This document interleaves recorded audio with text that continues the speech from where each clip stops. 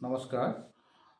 গণতন্ত্ৰ চতুৰ্থ স্তম্ভত আন এক নতুন সংযোজন নিউজ লাইভ এনি অসম পৰ্টেল চেনেলটিলৈ আমি বৃহত্তৰ অসমীয়া যুৱ মঞ্চৰ তৰফৰ পৰা তেখেতলোকৰ বৈপ্লৱিক অভিনন্দন আৰু শুভেচ্ছা জ্ঞাপন কৰিছোঁ। আশা কৰোঁ গণতন্ত্ৰ চতুৰ্থ স্তম্ভৰ এক নতুন সংযোজনে তথা নিউজ লাইভ এনি অসমে অসমৰ সমাজ জীৱনৰ আন্তঃগাঁথনিৰ ক্ষেত্ৰত তেখেতলোকৰ বাতৰি প্ৰভাৱে এক সুস্থ সবল নেতৃত্ব প্ৰদান কৰিব।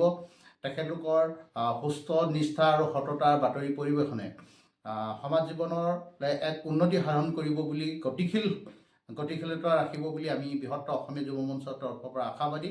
আৰু বৃহত্তৰ অসমীয়া যুৱ মঞ্চৰ তৰফৰ পৰা স্বত্বাধিকাৰীৰ লগতে উক্ত পৰ্টেল চেনেলটিত জড়িত সংযোজন কৰ্মকৰ্তা তথা সংবাদদাতালৈ আমি বৃহত্তৰ অসমীয়া যুৱ মঞ্চৰ তৰফৰ পৰা তেখেতলোকলৈ পুনৰবাৰ ধন্যবাদ, কৃতজ্ঞতা আৰু শুভেচ্ছা জ্ঞাপন কৰিলোঁ। জয় অসম।